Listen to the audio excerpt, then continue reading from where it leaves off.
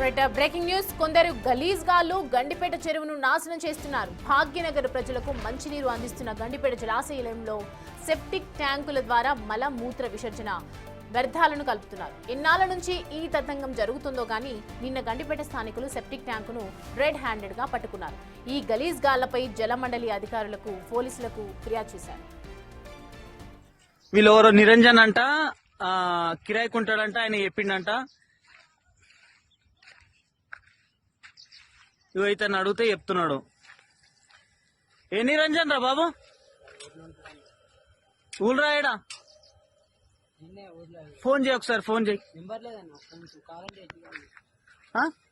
ఇల్లు కాదు, నంబర్ లేదు, నువ్వు ఎట్లా వచ్చినావు? ఒకసారి ఫోన్ చేయి. మొయినాబాద్ మున్సిపాలిటీ పరిధిలోని గండిపేట జలాశయం కట్టపై ఉస్మాన్ సాగర్ FTL 428 పాయింట్ వద్ద TG11 T1833 నంబర్ గల సెప్టిక్ ట్యాంక్ వ్యర్థాలను పారబోస్తూ కనిపించింది. ఓ భారీ సెప్టిక్ ట్యాంక్ వాహనం నుంచి డ్రైవర్ రమావత్ శివనాయక్ అనే వ్యక్తి గండిపేట జలాశయంలో మలమూత్ర విసర్జన వ్యర్థాలను వదులుతూ కనిపించారు. అయితే చుట్టుపక్కల వారికి దుర్వాసన రావడంతో బయటకు వచ్చిన స్థానికులు సెప్టిక్ ట్యాంక్ డ్రైవర్ను నిలదీశారు. వీళ్ళెవరో నిరంజన్ అంట, కిరాయికుంటాడంట, ఆయన చెప్పిండంట.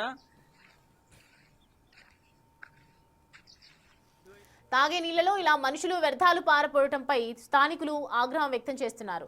తాగే నీళ్లలో వ్యర్థాలు అన్లోడ్ వ్యవహారంపై వాటర్ వర్క్స్ మున్సిపల్ అధికారులు సిబ్బంది పట్టించుకోవటం లేదని ఆరోపిస్తున్నారు. ఇల్లు కాదు, నంబర్ లేదు, నువ్వు ఎట్లా వచ్చినావు? ఒకసారి ఫోన్ చేయి. ఈ అంశానికి సంబంధించి పూర్తి డీటెయిల్స్ అందించడానికి మా ప్రతినిధి శ్రవణ్ మనకి అందుబాటులో ఉన్నారు. శ్రవణ్, ఎంతకాలంగా జరుగుతుంది ఇలాంటి వ్యవహారం? అసలు ఎలా ఈ ఘటన బయటికి వచ్చింది? డీటెయిల్స్ ఏంటి?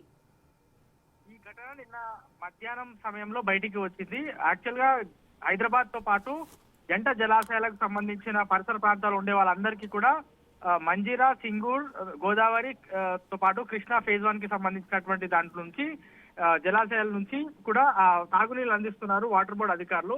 సో ఉస్మాన్ సాగర్ ని గండిపేట అని కూడా పిలుస్తారు. ఆ గండిపేటలో మొత్తం సెప్టిక్ ట్యాంక్ కి సంబంధించినటువంటి మానవ వ్యర్థాలన్నీ కూడా ఇవాళ నిన్న డంప్ చేస్తున్నటువంటి క్రమంలో స్థానికంగా ఉన్నటువంటి జనాలు వాటర్ బోర్డు కి సంబంధించినటువంటి సిబ్బంది ఒక్కసారిగా గుర్తించి అసలు ఇక్కడికి ఎందుకు వచ్చారు, దేనికోసం వచ్చారని అడగగా వాటర్ బోర్డు అధికారులు మమ్మల్ని ఇక్కడ పంపించి ఇందులో వ్యర్థాలన్నీ కూడా ఇందులో పారవేయమని అక్కడ ఉన్నటువంటి వాళ్ళకి ఆ డ్రైవర్ సమాధానం ఇచ్చారు. దాని తర్వాత వాటర్ బోర్డు అధికారులు ఉన్నటువంటి నరహరి అక్కడ DGM గా ఉన్నారు గండిపేటకి. సో ఆయన కాల్ చేసిన తర్వాత ఆయన నేరుగా స్పాట్ కి చేరుకున్నారు. దాని తర్వాత అసలు ఈ డ్రైవర్ ఎవరు, ఈ వెహికల్ ఎట్లా ఇక్కడికి వచ్చింది అనేటువంటి పూర్తిగా పరిశీలిస్తే అది ఎట్లాంటి రిజిస్టర్ లేకుండా వచ్చినటువంటి వెహికల్ ఇల్లీగల్ గా GHMC తో పాటు వాటర్ బోర్డు కి సంబంధించిన స్టిక్కర్ దాని మీద అతికించుకొని గత కొంతకాలంగా అంటే దాదాపుగా 10-15 రోజుల నుంచి వ్యర్థాలన్నీ కూడా గండిపేటలో పారబోస్తున్నట్లు అధికారుల దృష్టికి వచ్చింది. సో ఆయన మీద మొయినాబాద్ పోలీస్ స్టేషన్ లో వాటర్ బోర్డు అధికారులు ఫిర్యాదు చేశారు. ఆయన మీద ప్రస్తుతం కేసు కూడా నమోదైంది.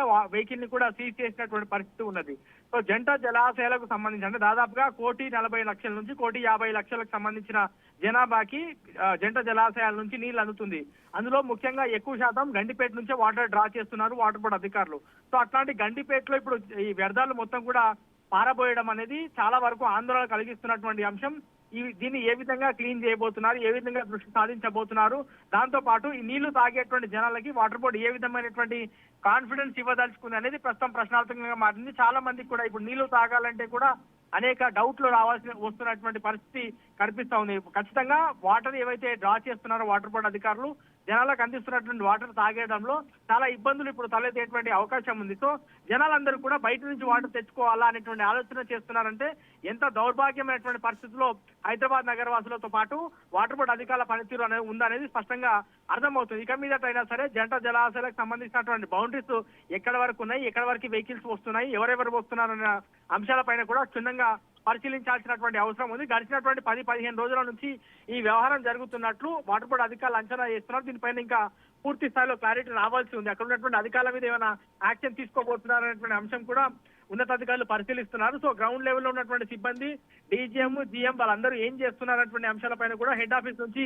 ప్రత్యేకమైనటువంటి మానిటరింగ్ ఇవాళ నుంచి ఉండబోతుంది అనేది వాటర్ బోర్డు అధికారులు చెప్పేటువంటి ప్రయత్నం చేస్తున్నారు. సో ఓవరాల్ గా మాత్రం మనుషులు తాగేటువంటి నీళ్లు పూర్తిగా కలుషితం చేసేటువంటి పరిస్థితి కనిపిస్తా ఉంది. మరి దీనిపైన ఏ విధమైనటువంటి చర్యలు ఉంటాయనేది చూడాల్సి ఉంది. కలుషితం చేస్తున్న వాళ్ళపైన అయితే ప్రస్తుతం మొయినాబాద్ పోలీస్ స్టేషన్ లో కేసు నమోదైంది. ఆయన ప్రస్తుతం పోలీస్ స్టేషన్ లో ఉన్నారు. ఆ వెహికల్ ని కూడా సీజ్ చేశామనేది పోలీసులు చెప్తున్నారు. వాటర్ బోర్డు అధికారులు అయితే ఇక మీద సీరియస్ గా ఉంటామని చెప్తున్నారు. ఇలాంటి ఇన్సిడెంట్ జరిగిన తర్వాత జాగ్రత్తలు తీసుకోవడం కాదు, ముందు నుంచే కొంత మానిటరింగ్ ఎక్కువ ఉండాలనేది జనాలు కోరుతున్నారు. మరి వాటర్ బోర్డు పనితీరు ఎట్లా ఉంటుందని చూడాల్సి ఉంది. Right Shravan, thanks for the updates.